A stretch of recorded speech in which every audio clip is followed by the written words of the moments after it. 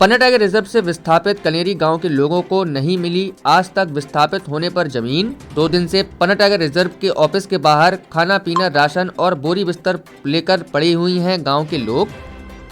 खबरों के प्रायोजक है मासीमा फूड प्रोडक्ट, जहां आपको मिलेगा शुद्ध आटा, बेसन, दलिया, पंचरत्न आटा होलसेल एवं फुटकर रेट में। पता जैन मंदिर के बगल में पन्ना टाइगर रिजर्व के अंतर्गत आने वाले 3 गांव जिसमें पिपल टोला, सूरजपुर और कनेरी ग्राम की ग्रामीणों को विस्थापित किया गया था। 2 गांव के लोगों को तो विस्थापित होकर जमीन मिल गई है और मुआवजा मिल गया है, लेकिन कनेरी गांव के 57 परिवार ऐसे हैं जो 18 साल से जमीन के लिए इंतजार कर रहे हैं। बच्चे वयस्क हो गए हैं और जो नौजवान थे वह बुढ़ापे की दहलीज पर आ गए हैं, लेकिन ना तो सही मुआवजा मिला और ना ही विस्थापित लोगों को रहने के लिए जमीन।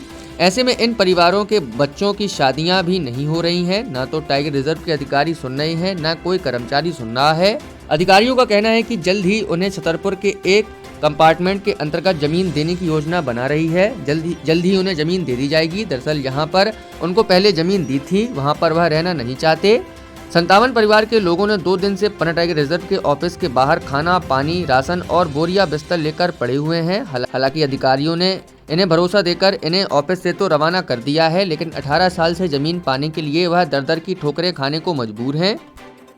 कनेरी के रहने वाले हैं। समस्या ये आई है कि हमको जमीन दी गई थी पोखरा बिरजपुर में। तब वो जमीन हमारे पास से हमको 5 साल के पट्टे भी दिए थे। वो जमीन इनने हमारे पास से छुड़ा ली, दूसरे को दे दी, छीन ली। अब छीनने के बाद हम कई बार यहाँ पर आए, जे बोले हाँ मिल जाएगी, आपको मिल जाएगी, दूसरी जगह मिल जाएगी। कई साल ठीक है मिल जाएगी तो मिलेगी। कम से कम 18 साल हो गए हमको यहाँ पे आते आते, कोई सुनाई नहीं। हाँ मिल जाएगी तब मिलने में 2 महीना में, 2.5 महीना में आपको मिल जाएगी। तो हम वो ही कह चलो भाई मिल जाएगी। अब कोई सुनाई नहीं है। अब हमने कही या तो आप हमको जमीन दो, है नहीं वो, या नहीं तो जब हमको जहीं से भगाया है हम वहीं पे जाएंगे। तो ये कह रहे नहीं वहाँ पे नहीं जाओगे। जब नहीं जाएंगे साहब तो हमारी बच्ची कौन पालेगी, क्या खवाएंगे हम पे मजदूरी तो हो नहीं रही है, हम कहाँ तक मजदूरी करेंगे आप बताइए। उसमें ऐसा है कि ये कनेरी गांव जो है ये पन्ना जिले का एक गांव था, जिसको कि टाइगर रिजर्व से विस्थापित किया गया था आज से कुछ 20 साल पहले, 18-20 साल पहले। और उस समय जो है इनको वहाँ रिलोकेट करके बसाने के लिए एक पुखरा गांव है देवेंद्र नगर के पास, वहाँ पे ज़मीन जो है वो देखी गई थी। तो वहाँ पे पीपर टोला और सूरजपुरा के गांव वाले भी थे। मतलब टोटल 3 गाँव के लोगों को विस्थापित किया गया था। तो पीपर टोला और सूरजपुरा के जो गांव वाले हैं वो वहाँ पे वो हो गए, स्थापित हो गए।